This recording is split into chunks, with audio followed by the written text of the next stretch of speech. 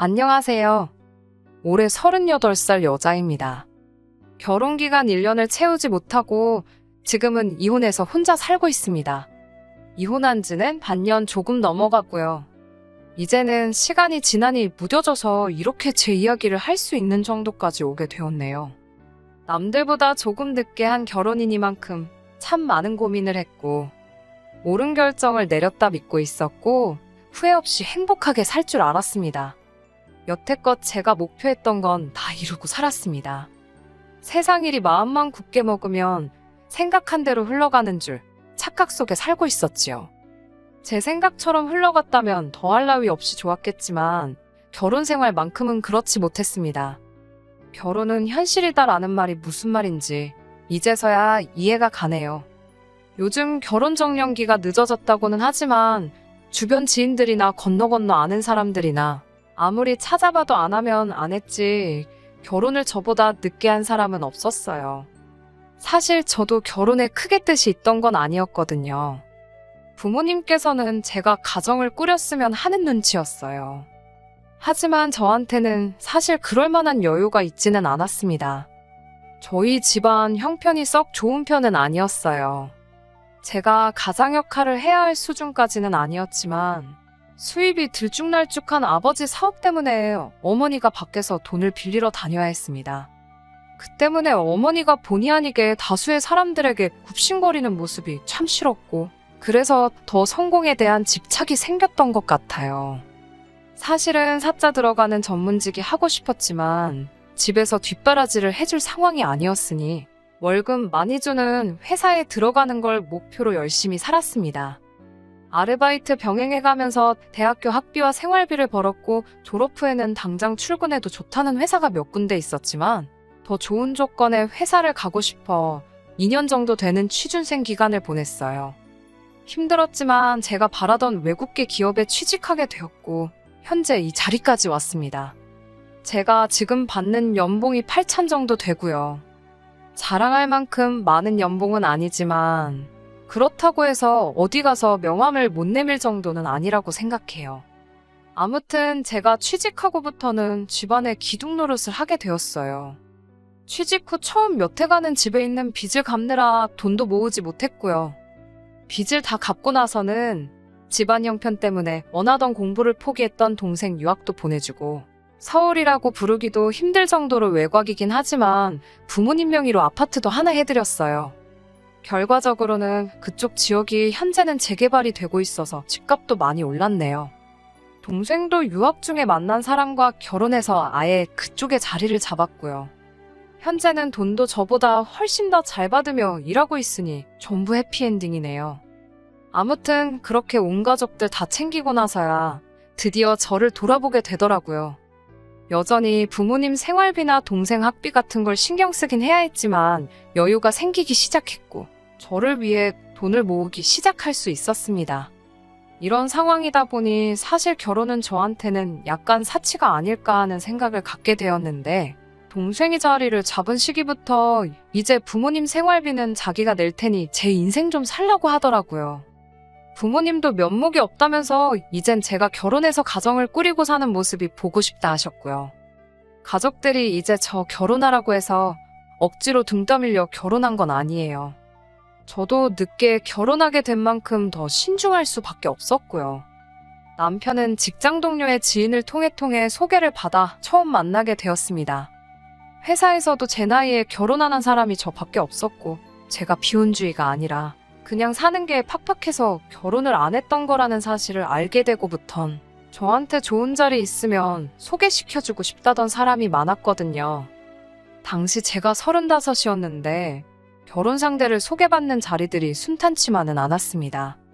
어떤 이는 제가 나이가 많다고 부담스러워하고 저는 그래도 나름 자부심 가지고 있는데 어떤 때는 제 높은 연봉 때문에 부담스럽다 하는 사람도 있었어요. 나이야 어쩔 수 없다 치지만 그래도 제 높은 연봉이 발목을 잡을 줄 몰랐네요. 그래도 제가 결혼을 못해서 안달이 나 있던 것도 아니었고 저 혼자서도 잘 먹고 잘 사는데 아쉬울 것도 없었어요. 결과야 안 좋았지만 오지랖 넓던 직장 동료들이 매번 저를 생각해서 자리를 만들어 오는데 거절하는 것도 여간 힘든 일이 아니었지요. 애써 신경 써준 직장 동료들 성의를 거절하는 것보다 소개 자리 나가서 상대방한테 거절하는 게 오히려 마음이 편했어요. 그래서 언젠가부터는 소개 자리가 있을 때마다 어떻게 거절해야 좋을지 고민하는 게 일이었지요. 그러다 만나게 된 것이 남편입니다. 남편도 저랑 처지가 비슷했어요. 거의 똑같다고 봐도 과언이 아닐 정도로 말입니다. 남편은 홀어머니 밑에서 자란 나름 좋은 회사 들어간 자수성가한 사람이었지요. 책임져야 할 가족들 때문에 홍기를 놓친 것부터 홀어머니가 아들 장가가기만을 학수고대하는 것에 직장 동료들이 그런 자신을 도와준다며 혼사자리 알아봐준다고 이 사람 저 사람 만나는 것까지 말이지요. 이상한 데서 서로 생각도 못한 공통점을 찾게 되었으니 참 신기했어요. 그렇게 인연이 시작되어 1년 조금 덜 되는 연애를 거치고 결혼을 하게 되었습니다. 저희도 연애하면서 죽이 잘 맞고 다툼 없이 잘 만난 것도 결혼을 결정하는데 큰 역할을 하긴 했지만 양가 어머님들이 워낙 성하셨지요.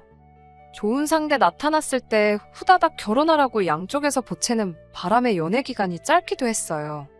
저희들도 40 넘기 전에 결혼하는 게 더 좋지 않겠냐 생각도 들었고요. 결혼 준비 또한 어려울 게 없었어요. 서로들 직장에서 이미 자리가 잡혀있는 상황이다 보니 결혼 비용으로 내가 더 해오네, 네가 덜 해오네 하면서 다툴 것도 없었습니다. 게다가 양가 어른들이 경제적 능력이 없기 때문에 결혼 후에도 각자 벌어오는 돈으로 각자 양가 어른들은 알아서 챙기기로 이야기가 되었기에 그런 부분에서도 다툴 것들이나 의견 차이가 있을 게 하나도 없었지요. 결혼 생활은 정말 더없이 즐겁고 행복할 줄 알았습니다. 연애할 때도 그렇게 좋았는데 결혼하면 어떨까 궁금할 정도였지요. 제가 어서 가정을 꾸리고 제 삶을 살았으면 하셨던 어머니만큼이나 제 직장 동료들도 저희 결혼을 축하해주기 바빴습니다. 남편과의 소개 자리를 주선해준 동료 직원은 결혼까지 골인했으니 나중에 크게 한턱 쏘라면서 너술에도 떨었고요. 그렇게 모두의 축복 속에서 결혼하게 되었는데 이렇게 1년 만에 이혼하게 될 줄은 정말 아무도 생각지도 못한 일이었을 거예요. 저조차도 일이 이렇게 될 거라고는 꿈도 꾸지 못했거든요. 양가 어머니들 등살에 결혼식을 빨리 진행하는 바람에 신혼집도 구하지 못한 상태에서 결혼을 하게 되었습니다. 그래도 그나마 제가 월세로 쓰고 있던 오피스텔이 거실에 방 하나가 딸려있던 구조라서 일단은 남편이 그 집으로 같이 들어오기로 했었지요. 당시 남편도 혼자 자취하는 곳이 있었고 아직 계약 기간이 몇 달 남아있는 상황이었어요. 그쪽은 그냥 대학가에 있는 원룸 같은 곳이라서 저랑 같이 지내기에는 공간이 여의치 않은 정말 1인 가구를 위한 구조였고요. 그런데 아무래도 남편이 제가 지내는 곳으로 오면 출퇴근에 걸리는 시간이 길어지기 때문에 여러모로 불편해졌어요.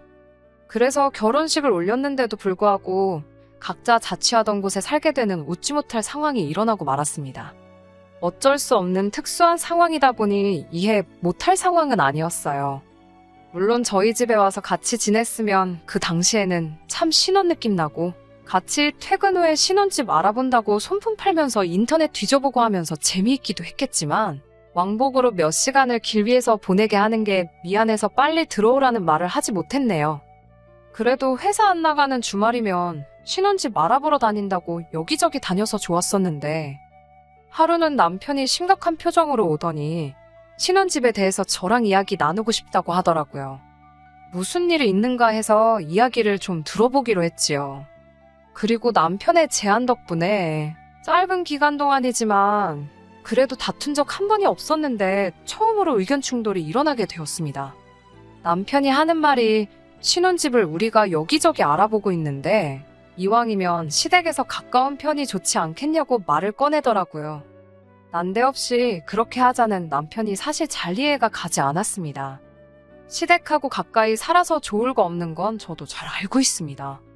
시댁의 위치가 위치다 보니 애초에 저희가 신혼집을 구하고자 했던 지역하고도 동떨어진 위치였고요. 거기에 시댁 근처에 신혼집을 구한다면 친정하고는 거리가 엄청 멀어지게 되었거든요. 하지만 그렇다고 해서 그게 거부감이 든다거나 죽기보다 싫다거나 한 건 아니에요. 사실 당시 저한테는 어디서 사느냐가 그렇게 중요한 문제는 아니었거든요. 친정이 멀어지는 거야 애초에 제가 혼자 떨어져 나와 자취하는 곳 위치만 생각해도 친정하고는 한참 먼 거리에 있었거든요. 그러니 친정하고 멀어지는 게 저한테는 고려할 상황은 아니었어요. 시댁에서 가깝게 살던, 친정에서 가깝게 살던 신혼집 위치는 좀 더 저희가 살아가기에 효율적인 곳이면 좋았겠다는 생각이었던지라 그런 남편의 말이 하나도 이해가 가지 않았지요. 제가 살고 있는 집에 들어와서 사자고 했던 걸 지금 당장 출퇴근 왕복으로 1시간 더하게 생겨서 싫다고 거절을 해놓고서는 시댁 근처로 집을 옮긴다면 지금 제가 살고 있는 데서 남편 회사까지 출근하는 시간보다 훨씬 더 많이 걸리거든요. 특히나 대중교통으로 출퇴근을 하고 있는 상황을 고려한다면 환승 같은 거 생각하면 훨씬 더 복잡하게 되는 상황이었고요.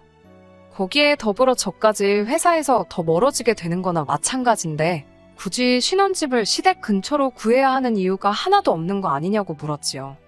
그랬더니 남편이 지금 출퇴근 거리를 문제 삼을 사안이냐고 하면서 자기는 지금 심각하다고 하더라고요. 홀어머니 혼자 지내시는데 출퇴근 좀 편하게 하자고 신혼집을 회사 근처로 구하는 게 말이나 되냐고 하는데 조금 어이가 없더라고요. 연애하면서 남편이 취직 후부터는 쭉 회사 근처에 혼자 살기 시작했다는 사실을 말해줬어요. 이유 또한 통금 문제 때문이었다고 저에게 분명히 말을 했습니다. 취직했다고 다 된 게 아니고 직장 동료들하고 사회생활도 해야 되고 출퇴근하면서 이동하는 시간에도 한 글자라도 더 공부를 해야지 승진도 빠를 거라 생각했다고. 자기가 힘든 환경 속에서도 부단히 노력해왔다는 사실을 자랑이라도 하듯이 저한테 이야기했던 게 똑똑히 기억나고 시기상으로 봐도 바로 얼마 전인데 말입니다. 10년이 넘는 시간을 시어머니와 떨어져 지냈으면서 이제서야 혼자 지내시는 시모가 걱정이 된다며 신혼집 위치를 시댁 근처에 구해야겠다고 하는 건 조금 말이 앞뒤가 안 맞는 거 아니냐고 했어요. 그랬더니 저희 친정 부모님을 걸고 넘어지더라고요. 두 분은 함께 계시니 저는 절대 자기 마음을 이해하지 못할 거라고요. 저보고 공감 능력이 좀 떨어지는 것 같다고. 결혼 전에는 몰랐는데 달리 보인다면서 오히려 저한테 실망스럽다고 하는 거예요. 그래도 아닌 건 아닌 거라고 말했어요. 여태 같이 살아왔다면 당연히 그 부분을 감안했겠지만 너무나도 속이 보이는 발언이었으니 말입니다. 그래서 신혼집 구하는 문제가 조금 더 연기되게 되었어요. 아무래도 남편도 남편 나름대로 고집을 부리고 싶었던 것 같고 제 입장에서도 이제 시작하는 상황인데 남편이 고집 부리는 대로 다 들어줬다간 앞으로가 어떻게 될지도 뻔히 보이는 문제였기 때문입니다. 그렇다고 시까지 올렸는데 언제까지 출퇴근 편하자고 떨어져 지내는 건 말도 안 된다 생각해서 남편 자취하는 곳 계약이 끝나는 시기를 맞춰서 남편 회사 근처에 또 다른 월세를 구하게 되었습니다. 월세로 집을 구한 건 돈이 없어서가 아니고 신혼집 적당한 매물도 찾지 않은 상황에서 위치로 의견 다툼이 있다 보니 임시로 구했던 거고요. 이혼한 이 시점에서 생각해보면 서로 금전적인 걸로 얽힐 부분이 없다 보니 이게 저한테는 더 유리하게 적용했다고 봐도 무방하겠네요. 아무튼 첫 시작이 조금 삐끗하기는 했지만 신혼생활은 제법 재미있었습니다. 월세로 집을 구했다 보니 가정가구들은 다 옵션으로 들어와 있던 터라 각자 집 몇 개 들여놓은 것 빼고는 없었지만 그래도 취직 이후부터는 평생을 혼자 지냈었잖아요. 그래서 모든 게 새롭고 신경 거슬리고 불편한 점은 있었지만 그 당시에는 좋았던 점이 더 많았던 것 같습니다. 앞으로 벌어질 일이 뭔지도 모르고 그냥 좋은 게 좋은 거겠거니 하고 지내고 있던 중이었어요. 미국에서 자리 잡은 제 남동생이 일정 문제로 제 결혼식에 참석을 못했었거든요. 그 당시에 해외 입국자들에 대해서 자가격리 문제도 있고 해서 도무지 시간을 내지 못했었는데 규제가 완화되면서 동생이 시간을 내서 저 보러 오겠다고 한국을 오게 되었습니다. 남편도 처남을 처음 본다고 많이 들떠 있었고요. 자기가 외동이다 보니 남동생이 있었으면 싶었는데 처남하고 말이 잘 통하면 좋겠다고 하더라고요. 제 동생 챙겨주는 모습을 보니 저도 덩달아 기분이 좋았었고요. 그런데 동생 때문에 사건이 크게 터지고 말았습니다. 처음에는 둘이서 엄청 죽이 잘 맞는 듯 했어요. 동생도 미국 나가서 넉살이 좋아진 건지 몰라보게 부침성이 좋아져 있었고 두 사람이 매형 최고, 처남 최고 하면서 의기투합을 했습니다. 그리고 자연스럽게 처음 만난 자리가 술자리로 이어지게 되었고요. 제 동생이 술 마시면 그렇게 말이 많아지는 사람인 줄은 몰랐는데 술 먹고 이런저런 이야기를 다 하더라고요. 그런데 술 먹고 하는 말에 대부분이 거의 다 제가 고생해서 가족들 먹여 살린 이야기들이었어요. 제가 집안의 기둥 역할을 했던 거야 남편도 알고 있던 사실이었지요. 지금은 동생이 벌이가 저보다도 좋으니 부모님 생활비며 이런 거 다 책임지고 있긴 하지만 말입니다. 그런데 대화가 깊어지면서 동생이 남편한테 이런저런 이야기를 하다가 친정부모님이 살고 계시는 집이 제가 번 돈으로 마련해준 집이라는 사실을 말했던 거예요. 집단에는 제가 할 만큼 했으니까 떨어져 살고 있지만 경제적으로는 자기가 다 책임지겠다고 남편 안심시키려고 꺼낸 말이었던 거예요. 하지만 남편은 그 사실을 듣고는 표정이 딱 변하더라고요. 저는 옆에서 술을 안 마시고 자리를 지키고 있었으니 남편 분위기가 달라진 걸 대본에 딱 알게 되었고요. 이래저래 자리가 끝나고 집으로 돌아가는 길이었습니다. 아니나 다를까 술자리에서는 꺼내지 않았지만 집에 도착하자마자 남편이 대본의 이야기를 꺼내더군요. 장인 장모님 집을 제 돈으로 샀다는 걸 왜 말하지 않았느냐고요. 숨기려고 숨긴 건 아니고 아무래도 제가 제 입장을 이야기하는 거니 너무 제 생각만 한 걸 수도 있지만 아무리 생각해도 그게 남편과 저 사이에 문제가 될 거라고는 생각도 하지 않았습니다. 그도 그럴 것이 친정부모님 집을 사들인 시점은 벌써 몇 년 전 이야기고 오히려 집값 같은 걸 생각해보면 투자를 성공한 거나 마찬가지였으니까요. 거기에 명의는 당장 부모님 명의로 되어 있긴 했지만 나중에 부모님이 돌아가시고 나면 동생한테 돌아가는 것 하나 없이 오롯이 전부 다 제가 받아오기로 이야기도 끝난 상황이었으니 장기적으로 보면 저희 재산이나 마찬가지였고요. 그리고 가장 중요한 건 남편과 제가 결혼하는 시점에 아직 신혼집도 구해지지 않은 상황에서 남편이 모아놓은 돈이나 제가 모아놓은 돈이 별반 크게 차이가 나지 않았던 거예요. 아직 집도 없고 혼수고 뭐고 결혼식 비용 말고는 크게 들어간 것도 없는 데다가 월세로 살고 있는 집도 각자 따로 살던 집에 있던 보증금을 묶어서 처리한 상태였으니 말입니다. 친정부모님 집은 결혼하기 훨씬 전에 해드렸던 거고 어차피 반반 결혼한 건데 문제될 게 뭐가 있냐고 했더니 저보고 또 이기적이라는 겁니다. 너는 장인장모 노후 준비까지 다 해줬으면서 신혼집 시댁 근처에 구하는 걸 반대를 할 수가 있느냐는 거예요. 제 입장에서는 도무지 남편이 무슨 말을 하는 건지 이해가 가지 않았습니다. 뭔 소린지 이해가 가게 좀 설명해보라 하니 설명은 하지 않고 자기도 자기 어머니 노후까지 다 해결해드려야겠다. 그래야 공평하다. 이런 소리만 하고 있더라고요. 해명할 필요도 없는 사실을 설명하는데 제 말은 듣고나 있는 건지 싶더라고요. 그리고 이걸 시작으로 결국 이혼까지 하게 되었네요. 퇴근하고 집에 들어왔는데 집이 아주 개판이 되어 있더라고요. 임시로 구한 월세가 제가 먼저 살던 곳처럼 방 하나, 거실 하나 이렇게 있는 곳이었는데 방에 있던 저희 침대가 거실로 나와 있고 남편은 방에 있는 살림살이들을 다 거실로 빼고 있었어요. 제가 들어오니 방에서는 시모가 따라 나오더군요. 저한테는 아무런 언급도 없이 월차까지 내서 시어머니 모시고 와서는 제가 회사에 있는 동안 아주 집을 마음대로 해놨더라고요. 어머님은 여기 어쩐 일이고 이건 다 무슨 꼴이냐고 물으니 남편이 어머니 보고 거실을 쓰라 그럴 수는 없지 않느냐고 퉁명스럽게 대답하는 겁니다. 어머님이며 거실이며 그게 다 무슨 소리를 하는 거냐 말하니 남편이 오늘부터 어머니랑 같이 살기로 정했으니 그렇게 알라는 거예요. 그런 결정을 나한테 말 한마디도 없이 할 수 있냐고 따지니 저야말로 장인 장모님 집부터 해서 한마디도 안 했던 게 누군데 그런 말을 하냐고 우기기 시작하는 겁니다. 너야말로 이미 장인 장모 노후 대책까지 결혼 전에 다 끝내놓지 않았느냐며 시댁 근처에 신혼집 구하는 것도 못하게 막았으니 자기도 어쩔 수 없다고 그러니 어머님 모시고 온 거라고요. 그리고 빠른 시일 내로 같이 집 보러 다니자고 신혼집은 이 근처에 구하자더군요. 시어머니 전세금도 다 빼고 나면 돈이 더 여유가 생기니 한 40평짜리 아파트 구하면 되겠다고요. 남편과 저 사이에 원성이 높아지니 시모가 껴들었어요. 이야기 다 들었는데 우리 아들 말이 틀린 거 하나 없다고. 능력 있는 아들을 보내줬으니 자기도 이제 며느리한테 효도받고 살아야겠다고 하는 겁니다. 집 사는데 돈까지 보태준다는데 시모가 돈도 더 해주는데 며느리가 시어머니 모시고 사는 거는 당연한 거 아니겠냐대요.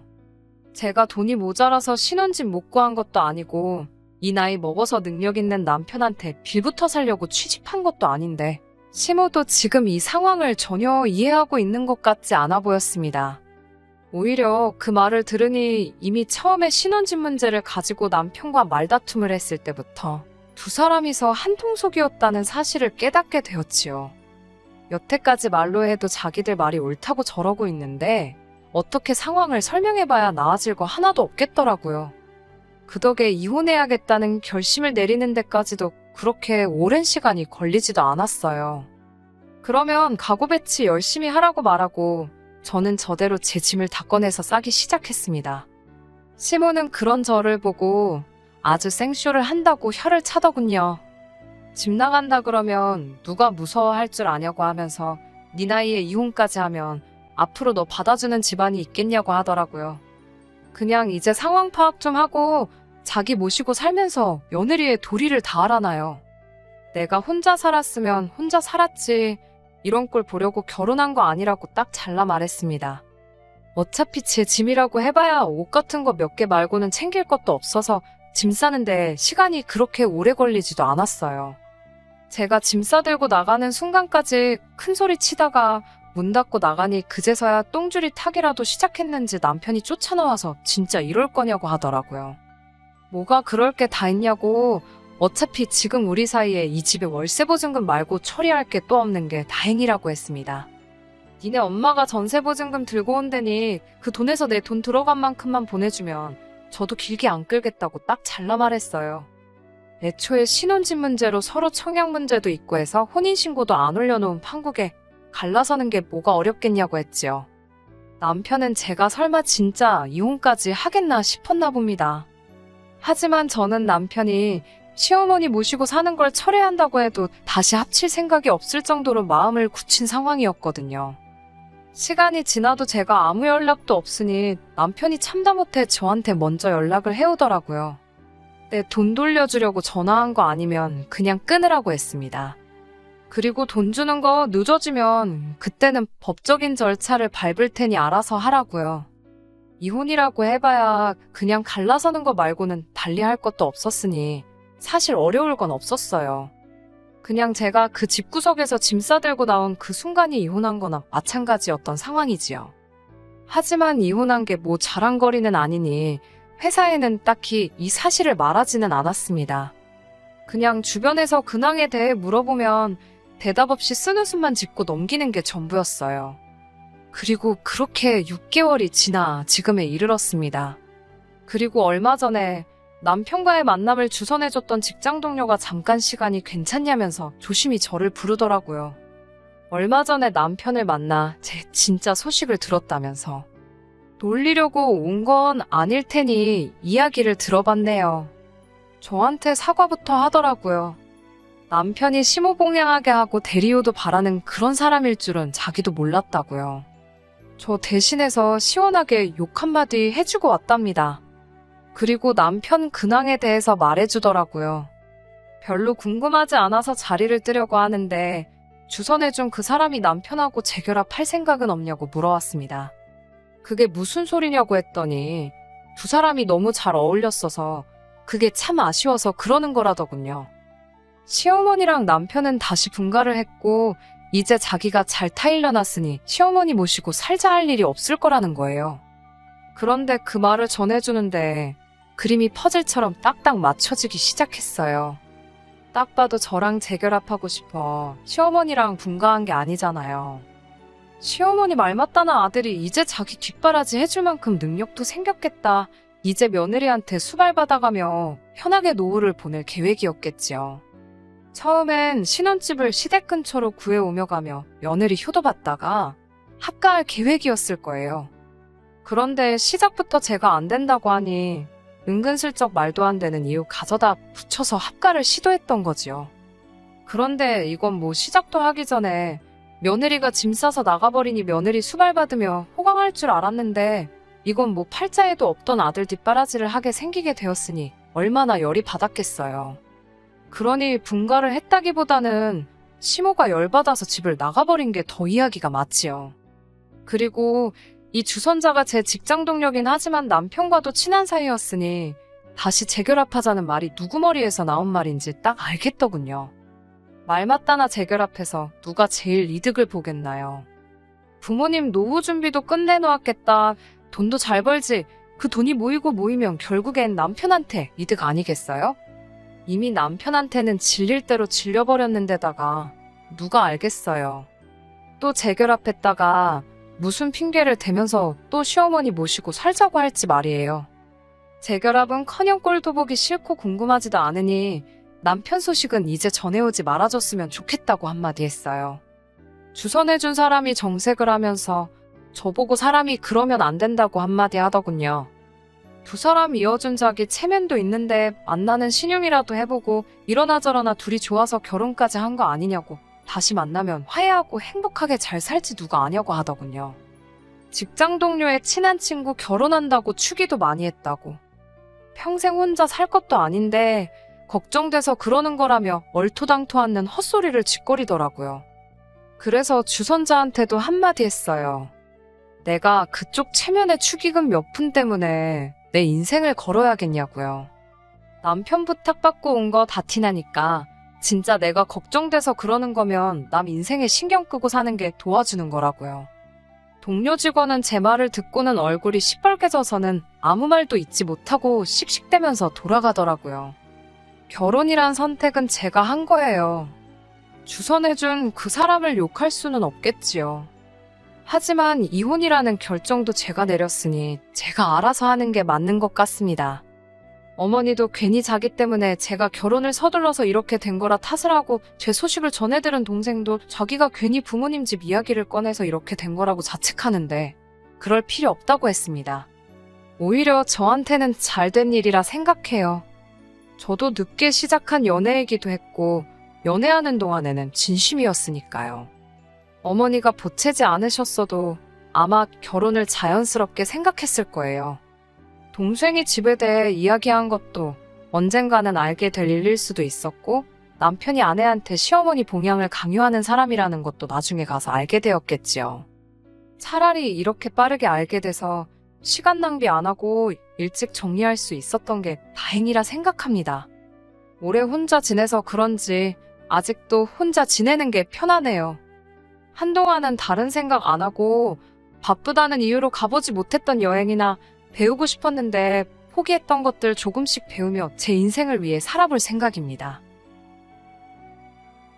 끝까지 들어주셔서 감사합니다. 오늘의 사연은 여기까지입니다. 구독과 좋아요, 알람 설정 부탁드리고 더 좋은 사연으로 다시 찾아뵙겠습니다. 감사합니다.